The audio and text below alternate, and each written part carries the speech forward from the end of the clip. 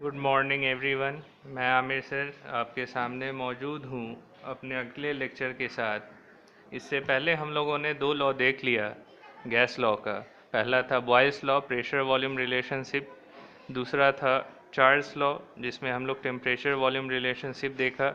अब हम लोग तीसरा लॉ देखने जा रहे हैं, जिसका नाम है गे-लुजैक्स लॉ। अब इस गे-लुजैक्स लॉ में फिर दो बात आएगी कि कौन किसके प्रोपोर्शनल है, कौन किसके इन्वर्सली प्रोपोर्शनल है। तो यहाँ हम लोग प्रेशर टेम्परेचर रिलेशनशिप देखने जा रहे हैं। गे-लुजैक्स लॉ में प्रेशर टेम्परेचर रिलेशनशिप देखेंगे। तो variation of pressure with temperature at constant volume. अब आप जानते हैं कि एक चीज़ कांस्टेंट होता है, अगर दो चीज़ में रिलेशन बतला रहे हैं तो प्रेशर टेम्परेचर है तो वॉल्यूम कांस्टेंट होगा। तो variation of pressure with temperature at constant volume. अब है कि ये कंसेप्ट गे-लुजैक्स जो आदमी था देने वाला इस लॉ को, उसको कैसे आया। तो उसने बतलाया कि in summer pressure in the tyres got increased and tyre में burst if not adjust properly.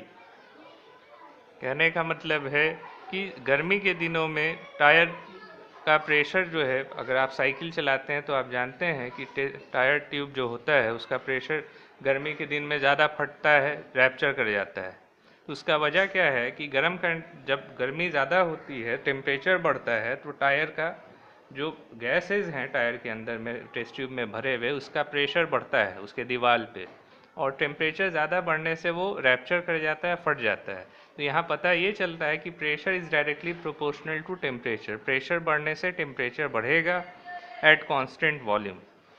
वही बात यहाँ कह रहे हैं कि in summer pressure in the tyres get increased and tyres में ब्रस्ट, फट जाना, इफ नॉट एडजस्ट प्रॉपरली।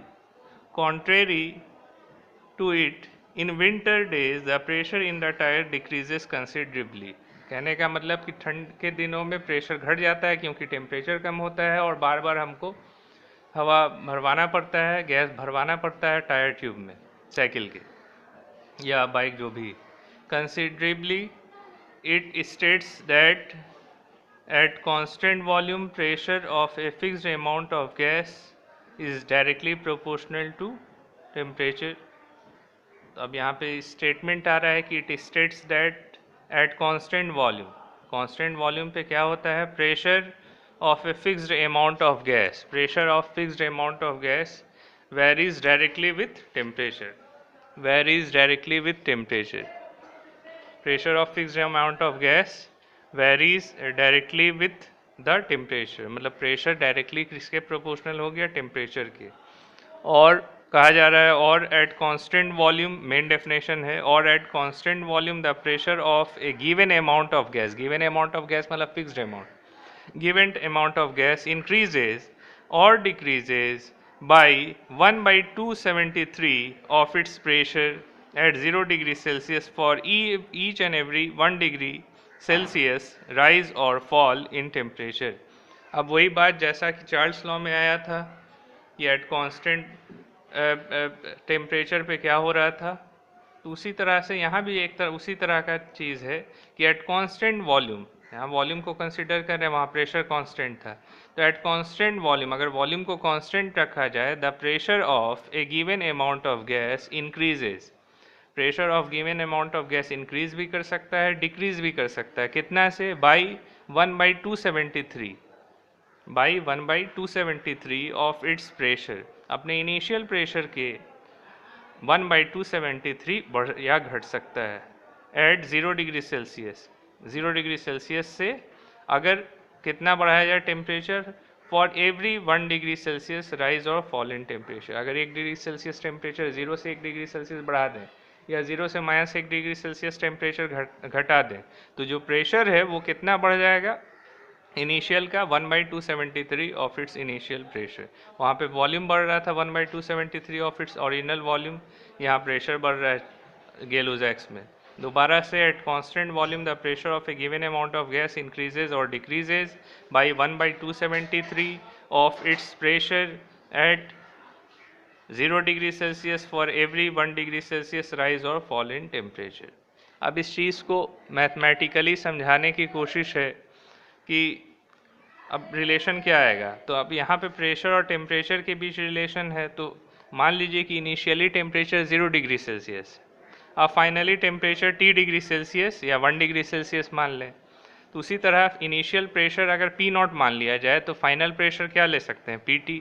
तो PT क्या होगा, PT equals to P nought initial pressure plus कितना बढ़ जा रहा है 1/273 ऑफ इनिशियल प्रेशर। तो फाइनल प्रेशर क्या आएगा, PT equals to P nought, PT हो गया फाइनल प्रेशर, इक्वल्स टू क्या होगा इनिशियल प्रेशर प्लस कितना बढ़ गया, T के जगह पे 1 डिग्री सेल्सियस जितना टेम्परेचर है वो ले सकते हैं, तो यहाँ पे T लिया जा रहा है, T/273 of P not. P nought initial हो गया, ये इतना बढ़ गया 1 डिग्री या T डिग्री टेम्परेचर बढ़ाने से प्रेशर। तो final pressure equals to P nought plus T/273 of P nought.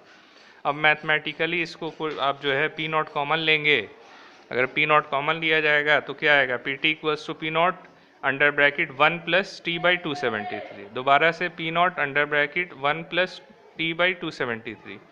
अब 1 है उधर में, T273 उधर जाएगा तो क्या आ जाएगा, PT equals to P nought 273 plus T/273। तो एक रिलेशन यहाँ पे मिलता है। फिर फाइनली PT अगर 273 प्लस T को कैपिटल T मान लें, 273 प्लस स्मॉल t को कैपिटल T मान लिया जाए और 273 को वैसे ही ले लेंगे तो क्या आएगा formula, PT equals to P nought T capital T/273, capital T की जगह पे 273 प्लस T लिया जा रहा है। ठीक है, तो अब यहाँ पे बतला रहा है कि कौन कौन सा चीज़ जो है किस चीज़ को दिखा रहा है, where PT and P nought are pressure of amount of a gas at T degree Celsius and 0 degree Celsius. तो PT हो गया तुम्हारा फाइनल प्रेशर, P नॉट हो गया इनिशियल प्रेशर। तो जब फाइनल प्रेशर टेम्परेचर कितना हो गया, T डिग्री सेल्सियस बढ़ा, और इनिशियली अगर P नॉट है तो कितना था 0 डिग्री सेल्सियस। तो वही कह रहे हैं कि when PT and P nought are pressure of a amount of a gas at T degree Celsius and 0 degree Celsius as P nought and 273 are constant. अब यहाँ पे क्या है कि P नॉट इनिशियल प्रेशर और टेम्परेचर 0 डिग्री सेल्सियस को kelvin में 273 लेते हैं, वो क्या है कांस्टेंट है। हेंस PT जो है किसके प्रोपोर्शनल हो जाएगा, T के। अब आप देख सकते हैं कि P नॉट कांस्टेंट है और 273 भी कांस्टेंट है, तो PT किसके बराबर होगा, कैपिटल T के।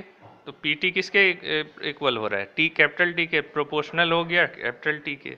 तो P किसके प्रोपोर्शनल हुआ, T के, इसलिए अब प्रोपोर्शनैलिटी हटाते हैं तो कांस्टेंट देते हैं, तो P इक्वल्स टू K3 ले लिया। अब तीसरा लॉ है तो कांस्टेंट क्या ले रहे हैं, K3। बॉयल्स में K1 लिया, चार्ल्स में K2 लिया, अब गेलुजैक्स में K3 ले रहे हैं। तो P प्रोपोर्शनल हो गया टेम्परेचर के, प्रेशर टेम्परेचर के प्रोपोर्शनल हुआ, तो P इक्वल्स टू क्या हो जाएगा, K3 इंटू T। ये आपको एक फॉर्मूला यहाँ पे मिल जाता है। और finally the K3 depends upon, अब जानते हैं कि कांस्टेंट किस पे डिपेंड करता है, जो वैल्यू कांस्टेंट हो। The K3 depends upon amount of gas taken and the volume. तो अमाउंट ऑफ गैस पे डिपेंड करेगा कांस्टेंट K3 का वैल्यू और वॉल्यूम पे। This relationship can be derive from Boyle's and Charles law. इस relationship को Boyle's और Charles law से भी डिराइव किया जा सकता है। तो वही फिर फाइनली कहा जाता है कि thus at constant molar volume, अगर वॉल्यूम को कांस्टेंट रखें, the plot of pressure versus temperature, और आपने ग्राफ अगर ड्रॉ किया प्रेशर और टेम्परेचर के बीच में, वॉल्यूम को क्या रखा, कांस्टेंट रखा, is will be a straight line. तो क्या मिलेगा, स्ट्रेट लाइन मिलेगा। दोबारा से अगर वॉल्यूम को कांस्टेंट रखा जाए और टेम्परेचर और प्रेशर के बीच कर्व प्लॉट किया जाए तो आपको क्या मिलेगा, स्ट्रेट लाइन मिलेगा। और each line of this curve is called isochore. Isobar जब प्रेशर कांस्टेंट था बॉयल्स लॉ में, फिर उसी तरह से प्रेशर कांस्टेंट था चार्ल्स लॉ में, तो आइसोबार कह रहे थे उसको। Isotherm temperature constant Boyle's law, isobar pressure constant Charles law. यहाँ क्या है, आइसोकोर वॉल्यूम कांस्टेंट। तो वॉल्यूम कांस्टेंट होगा आइसोकोर कहलाएगा, प्रेशर कांस्टेंट होगा आइसोबार कहलाएगा, टेम्परेचर कांस्टेंट रहेगा आइसोथर्म कहलाएगा। तो उसी तरह से प्रेशर क्योंकि टेम्परेचर के डायरेक्टली प्रोपोर्शनल है, तो हमको कैसा कर्व मिलेगा, स्ट्रेट लाइन।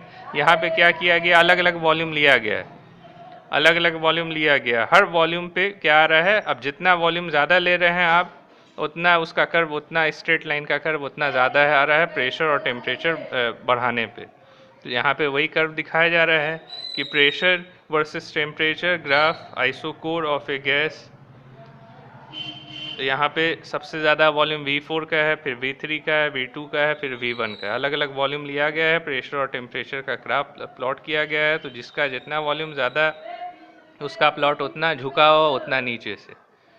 तो thus pressure is directly proportional to temperature. अब क्या करेंगे, P के नीचे T लिए हैं, P/T कर देंगे, इक्वल्स टू क्या होगा, कांस्टेंट होगा एट कांस्टेंट वॉल्यूम। तो एक फाइनली हम लोगों को गे-लुजैक्स लॉ का फॉर्मूला मिला कि P1/T1। अब एक गैस का प्रेशर और एक गैस का टेम्परेचर कंपेयर किया जा सकता है, क्योंकि दोनों इक्वल्स टू कांस्टेंट है। तो P1/T1 इक्वल्स टू दूसरे गैस का P2/T2।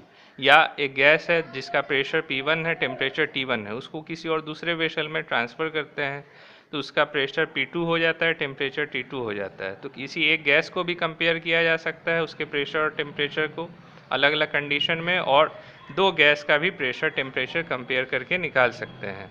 तो इस तरह से P1/T1 इक्वल्स टू P2/T2 ये फॉर्मूला आ गया। किसके लिए है, किसका इक्वेशन है, गे-लुजैक्स लॉ का इक्वेशन। अब हम लोग गे-लुजैक्स लॉ पे दो न्यूमेरिकल्स देखेंगे, जिससे आपको आइडिया होगा कि गे-लुजैक्स लॉ का यूज़ करके न्यूमेरिकल कैसे बनाते हैं। तो क्वेश्चन नंबर 1 है कि 10 litre container is filled with gas to a pressure of 2 atm at 0 degree Celsius. At what temperature will the pressure inside the container be 2.5 atm? Question में है कि 10 लीटर का कंटेनर है जिसमें गैस फिल किया गया, जिसका प्रेशर कितना है 2 atm, टेम्परेचर कितना है 0 डिग्री सेल्सियस। फिर पूछा जा रहा है कि बतलाइए कि टेम्परेचर क्या होगा जब प्रेशर को, कंटेनर के प्रेशर को 2.5 atm तक बढ़ा दिया जाए, 2 से 2.5 atm। तो अब यहाँ पे कंटेनर तो 10 लीटर है ही, इसका मतलब कि वॉल्यूम जो है उसका फिक्स है, 10 ही लीटर का कंटेनर है, सिर्फ वॉल्यूम प्रेशर बढ़ाया जा रहा है। तो मान लीजिए कि P1 जो है इनिशियल प्रेशर है 2 atm, P1 equals to 2 atm। तो T1 क्या हो जाएगा, केल्विन में 0 डिग्री सेल्सियस 273 केल्विन होगा। P2 दिया हुआ है 2.5 atm, और पूछा जा रहा है क्या, प्रेशर T2 पूछा जा रहा है, टेम्परेचर पूछ रहे हैं। तो फॉर्मूला लगाएंगे P1/T1 equals to P2/T2। P1 कितना है 2 atm, T1 कितना है 0 डिग्री सेल्सियस था, केल्विन में 273 चेंज कर लेना है, 273 केल्विन इक्वल्स टू P2 कितना हो गया, फाइनली 2.5 atm पूछ रहा है, T2 कितना होगा। तो फॉर्मूला लगाइएगा तो T2 आएगा 341 केल्विन। अब इसको डिग्री सेल्सियस में चेंज करने के लिए -273 कर देना है, आ गया 68 डिग्री सेल्सियस आंसर हो जाएगा। ये था पहला क्वेश्चन। अब दूसरा क्वेश्चन देखिए, steel tank containing air at 15 atm pressure. एक स्टील का टैंक है जिसका प्रेशर है 15 atm, atm for atmospheric pressure, pressure का unit, at 15 degree Celsius, at 15 degree Celsius is provided with a safety valve, is provided with a safety valve that will yield a pressure of 30 atm। जो pressure देता है कितना का, 30 atm pressure yield करता है। तो air है जिसका प्रेशर 15 atm है और 15 डिग्री सेल्सियस पे रखा गया है, और उसको सेफ्टी वेल्व में रख रहे हैं जिसका प्रेशर कितना है 30 atm।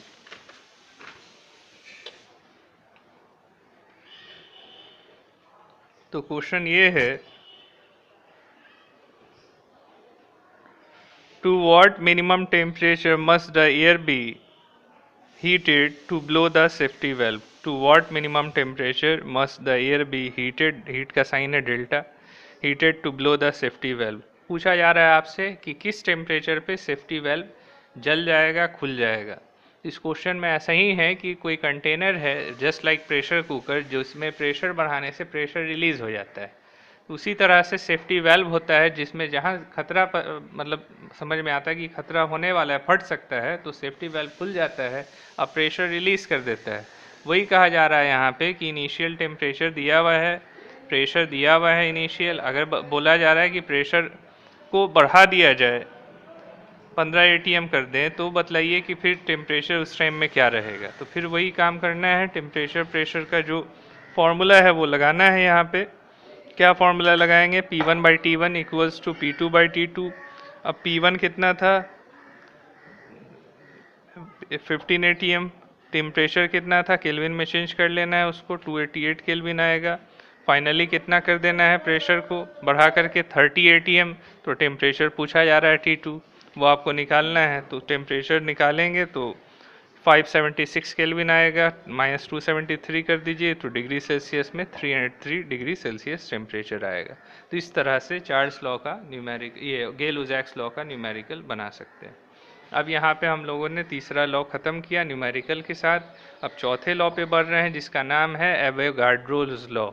एवोगाड्रोज लॉ, अब एवोगाड्रोज लॉ क्या है वो समझिए।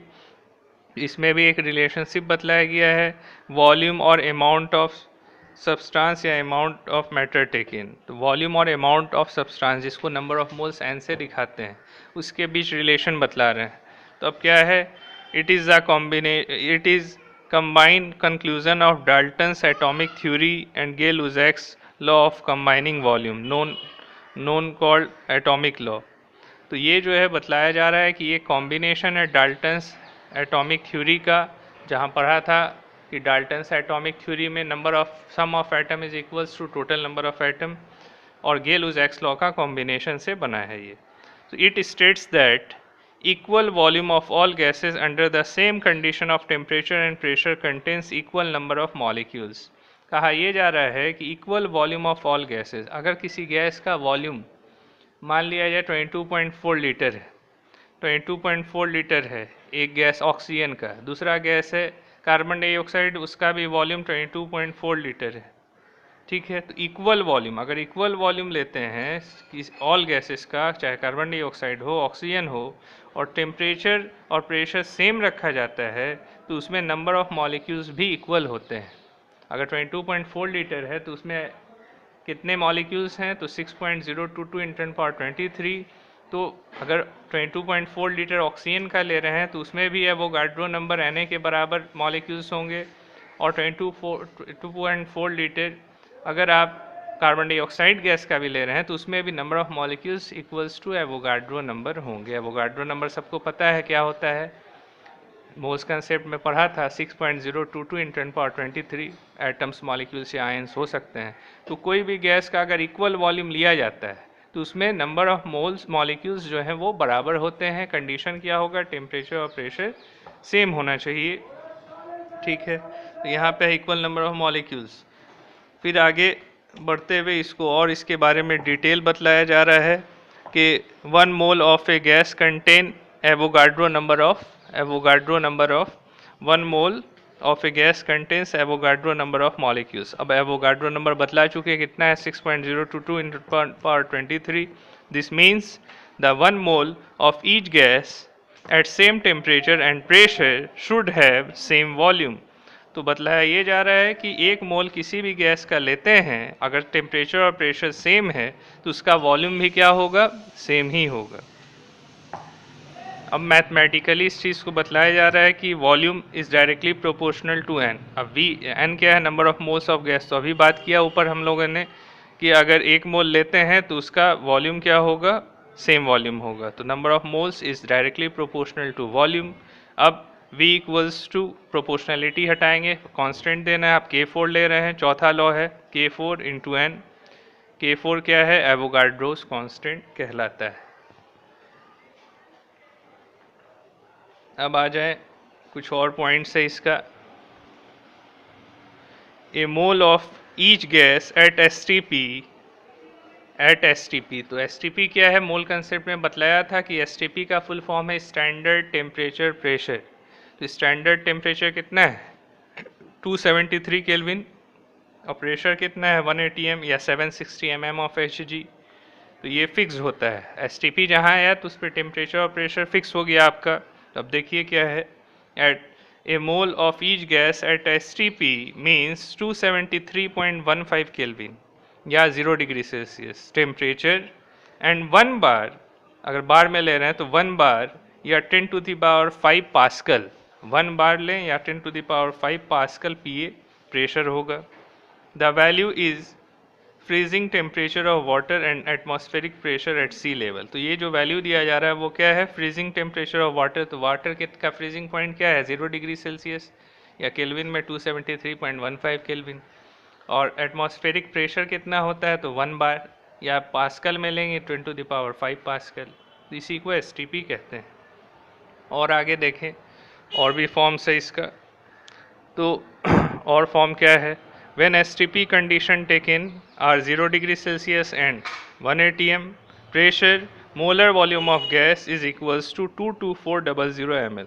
तो कहा यह जा रहा है कि अगर STP कंडीशन लेते हैं, 0 डिग्री सेल्सियस टेम्परेचर लेते हैं, 1 atm प्रेशर लेते हैं, तो मोलर वॉल्यूम उसका कितना होगा, तो वो बराबर होगा 22400 ml या 22.4 लीटर। तो 22400 ml पे STP पे वॉल्यूम होता है किसी भी गैस का। At STP 0 degree Celsius and 1 bar molar volume, at STP 0 degree Celsius and 1 bar molar volume, तो ये कंडीशन है। फिर आ जाएं कि आइडियल गैस के लिए क्या होगा। अगर आइडियल गैस है तो अगर STP पे आइडियल गैस है, 0 degree Celsius same temperature same होता है, प्रेशर का यूनिट ले लिया 1 बार, तो अगर 1 बार पे प्रेशर है और 0 डिग्री सेल्सियस टेम्परेचर है तो उसका मोलर वॉल्यूम कितना होगा, तो आइडियल गैस के केस में उसका मोलर वॉल्यूम हो जाता है 22700, जबकि STP पे क्या था 22400 STP पे जनरल केस में, जबकि आइडियल गैस अगर लेंगे, जनरल गैस ले रहे हैं 22400, लेकिन अगर आइडियल गैस लिया जाएगा 1 बार प्रेशर लिया जाएगा तो उसका वॉल्यूम 22700 ml आएगा। दोबारा से अगर 1 atm प्रेशर ले रहे हैं, 0 डिग्री सेल्सियस टेम्परेचर है, तो किसी भी गैस का मोलर वॉल्यूम 22400 ml लिया जाता है या 22.4 लीटर, ठीक है। और STP पे अगर 0 डिग्री सेल्सियस है और 1 बार प्रेशर का यूनिट बार में है तो उसका मोलर वॉल्यूम 22700 ml या 22.7 लीटर आता है। याद रखना एक और STP का स्पेशल केस है जिसका नाम है SATP। अब SATP क्या है कि when standard ambient temperature and pressure, इसका फुल फॉर्म है standard ambient temperature and pressure. Standard ambient temperature and pressure, इसको नाम दिया गया है, स्पेशल कंडीशन है, आर यूज्ड एट, अब टेम्परेचर कितना लेना है SSTP पे 25 डिग्री सेल्सियस, केल्विन में 298.15 केल्विन, और प्रेशर होगा बार में 1 बार प्रेशर। तो उस कंडीशन पे मोलर वॉल्यूम क्या आएगा, वो आएगा 24800 ml। तो 3 केस हो गया, एक जब आप प्रेशर ले रहे थे 1 ATM में ले रहे थे जनरल गैस के लिए 22400, जब आइडियल गैस के लिए ले रहे हैं प्रेशर 1 बार में था तो 22700 ml, और SATP पे standard ambient temperature and pressure पे ले रहे हैं AMBIENT ambient temperature and pressure condition पे ले रहे हैं, तो ये 25 डिग्री सेल्सियस पे होता है और प्रेशर 1 बार, तो उसका मोलर वॉल्यूम जो होगा गैस का वो होगा 24800 ml। तो ये आपको वैल्यू को याद रखना है। अब आ जाएं, number of moles of gas can be calculated. अब नंबर ऑफ मोल्स को कैसे निकालते थे, याद कीजिए फर्स्ट चैप्टर में पढ़ा था हम लोग some basic concept of chemistry में कि number of moles is equals to given mass by molecular mass, n equals to small m by capital M। Small m क्या है, mass of a gas under investigation, and m क्या है, capital M molar mass, जिसको molecular mass भी कहते हैं। तो दस v इक्वल्स टू, अब n की जगह पे क्या ले सकते हैं, v प्रोपोर्शनल टू n था, तो n की जगह पे क्या लेंगे, small m by capital M। यहाँ देखिए v इक्वल्स टू प्रोपोर्शनैलिटी हटाएंगे K4, m बाई m हो गया। अब v की जगह पे मॉलिक्यूलर मास ले लेंगे, तो molecular mass is equals to K4 into mass by volume. m by v को क्या कहते हैं, mass by volume, density equals to mass by volume होता है। तो अब d भी लिया जा सकता है, तो m equals to K4 into d for density, density equals to mass by volume. Thus, we may say that density of gas is directly proportional to molecular mass। इससे पता क्या चला कि density of gas किसके proportional होता है, उसके molecular mass के proportional होता है।